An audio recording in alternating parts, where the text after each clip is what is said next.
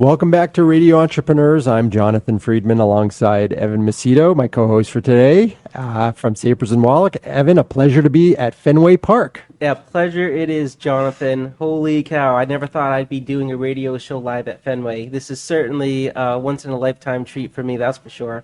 And our next guest is no stranger to the sports and entertainment industry at all. We have John Israel, who's a partner and co-chair of the sports and entertainment group at Foley Lardner. Welcome to Radio Entrepreneurs. It's great to be here. So, thanks for having me. So, John, can you just tell us a little bit about what your role is at Foley and Lardner, and a little bit of an intro into being a lawyer in the sports and entertainment field? Happy to do that. I am a partner in our New York office. Foley and Lardner is 1,200 lawyers. We've got 25 offices worldwide, 22 in the United States. So we're pretty big, full-service firm. And one of the areas that we focus on from an industry perspective is sports and entertainment. My background is I'm a labor and employment lawyer by training, and I'm co-chair of the sports and entertainment group at Foley, where we are a multidisciplinary group that pretty much does everything. One-stop shop for, I say, any stakeholder in the sports industry, whether you're a league, team, commercial property, interested in and involved in the sports industry. That's what we do. So the landscape has changed dramatically over the last 20 years, certainly, and as a lot of enterprises within the industry, leagues, etc., have figured out how to monetize in so many different streams.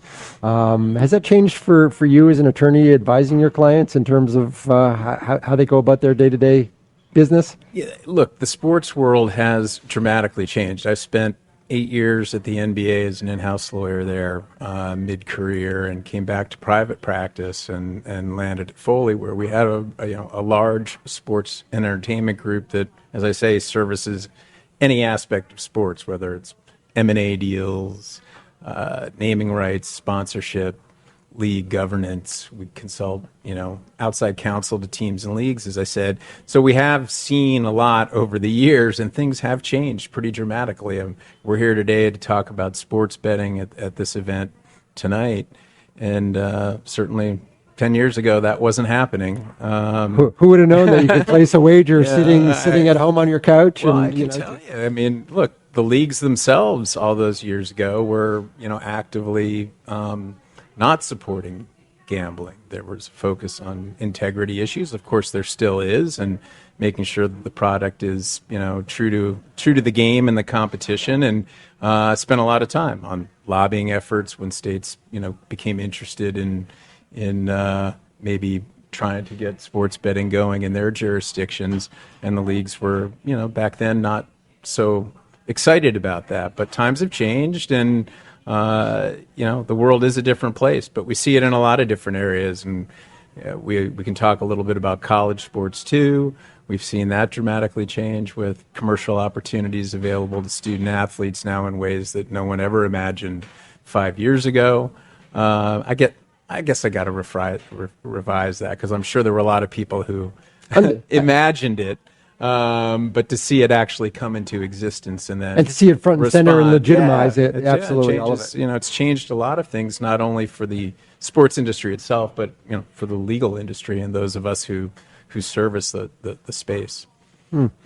So it would seem to me that you ran down a couple of things from I'll call it pure transactional perspective that you provide for your clients, but again, that landscape has changed so dramatically. The complexity of the issues must have changed dramatically too, in terms of whether you're putting together an agreement for anything. It must have to take so many more variables into consideration today than it did a decade or 2 decades ago. Well, the world changes, right? I mean, whether it's electronic, mediums and, ticket sales that are now digital, and everything's online. Data is now a big driver in what, a lot of sports properties are focused on, even investment. I mean, we've seen, significant changes again over 15 years, right? Private equity is now involved in ownership, which is not something that professional leagues in the United States really had. And suddenly with asset valuations that are pretty high, and we've seen, team sales that are pretty significant, opportunities to take some money off the table for those owners through private equity investment is now something that's very real.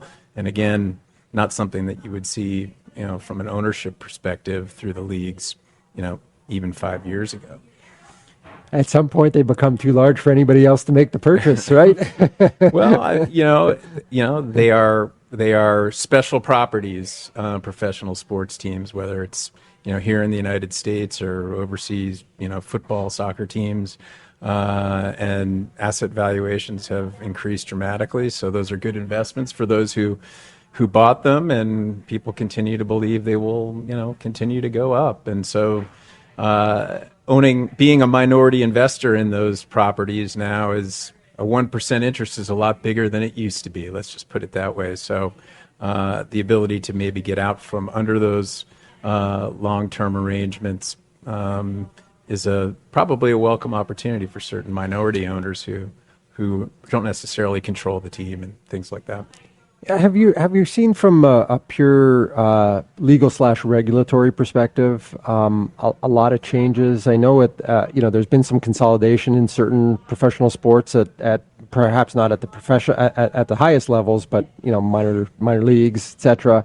And it would seem to me that is it a cart or the horse, or the horse? Which came first? And it's fascinating that it's gone on, because what we used to think of as sort of these constructs that they don't change have changed. Right. Well, again, economics drives everything, and opportunity. So we have seen change, right? We just mentioned the sports betting component. Clearly, a regulatory change that has altered the economic mix in significant ways. And, no doubt the leagues looked at this and said, look, there's economic opportunity here, whether it's through increased media rights deals, because we've got people focused on sports betting and the games, in addition to sponsorship opportunities with, gaming operators and things like that, but clearly a very regulated, environment that all, stakeholders in that space are going to have to navigate. But, college sports too, it's a regulatory world there in some ways now. We've got, the National Labor Relations Board looking at whether student athletes are actually employees and, potentially entitled to unionize and bargain for wages. And, we've got litigation involving student athletes claiming that they're entitled to wages under the wage hour laws. So there's a lot of there's a lot of stuff brewing. I like to call it the sort of professionalization of college sports that's with name, image, and likeness, and the things that we've seen. Now you've got states involved there. You've got the federal government looking at legislation that might regulate college sports and commercial opportunities there. So yes, things change. And I imagine for a provider, a professional service provider, an attorney, that you've got to be apprised of all those changes that are going on to be able to guide and counsel your clients. Well, I mean, look, every client in the space can be different, and I say we represent a lot of different interests within the professional sports world and the college sports world. We represent universities. We represent some of these collectives that have developed around name, image, and likeness. In ways that are there to support student athletes. So it all depends on who you're working with, right? In terms of what but of course you have to stay up to speed. But we have a large group. We've got a very experienced team in our sports and entertainment group, comprised of all sorts of lawyers, focused on IP. Others are focused on commercial transactions. Some are like me, focused on litigation and labor issues. So again, we cover the gamut, in terms of legal expertise that we can bring to bear. So it's always nice to be able to have those resources to help our clients in the various many ways they need it. John, with all the complexities that go into sports betting, I know Massachusetts just legalized at the beginning of last year, which is the reason why we're here at Fenway today, which is very exciting. Do you expect that other states are going to adopt it a little bit faster now that they've seen a little bit of a track record, or do you think they're going to hold back a little bit more and we'll see, a more longer period for other people to join in the market? And in terms of companies that, there's DraftKings, there's MGM. Are we going to be seeing some more players come into the field, or do you think it's just going to be like a few top players that are pretty much going to run the market in the sports betting technology realm? All right. Well, let me start with the first question, which is states. I mean, I think everybody thought once states would have the opportunity to legalize, we'd see, a huge rush to market, and I think that has happened in stages. And I know there are a I couple. think it follows the recreational pot industry, doesn't it? Yeah, you look, it's like it's now 5 years. I think we have North Carolina and maybe Vermont will come online this year, and we're about at 38 states, I think, is Wow. the number. So, some of the larger states, California, Texas, still, have not, Adopted it. So, a lot of people would like to see that happen. The sale of the Mavs was interesting in the NBA recently with, casino interests, purchasing the majority of that team, and whether that's a play for future, casino type gambling in Texas, who knows? You'd think it would be, but there certainly isn't. There's there's no appetite legislation necessarily, there right. now in force. So, again, over time, potentially, but I don't know the answer. I mean, there's certain states that maybe you wouldn't see it, maybe Utah and places like that, where they might be a little more conservative in their approach to those kinds of issues. So, who knows? But opportunities for people to get involved. I mean, again, you've got a pretty heavily regulated interest. You've got a lot of entrenched interests too. So I do think, sometimes there may be barriers to, people who want to get in. Licensing and things like that are often limited, whether it's sports betting or, let's say, online casino gaming. So there are barriers, I think, to entry, and people hold their ground. I mean, we've seen some of the daily fantasy. I don't know if you guys have bitten on top of that, but there's been some, dispute over daily fantasy sports and their ability. Some of these, I would say, looking more like gambling, at least being questioned in various states as to prop bets and pick 'em bets through, I wouldn't call them bets in daily fantasy, but at least those kinds of plays. Selections. Those kinds of plays in daily fantasy are getting a lot of scrutiny by various states, as daily fantasy moves from one team for an entire year to one team week to week that you can pick to, I'm just going to play against the house here, whether the player I've picked is going to, either get a certain amount of yards or score a touchdown. So we're seeing a lot of change and people seeking opportunity in various different ways, but regulations are there and states are pretty active on it for a good reason, because I think there are a lot of social issues that are, involved in gambling that people need to focus on.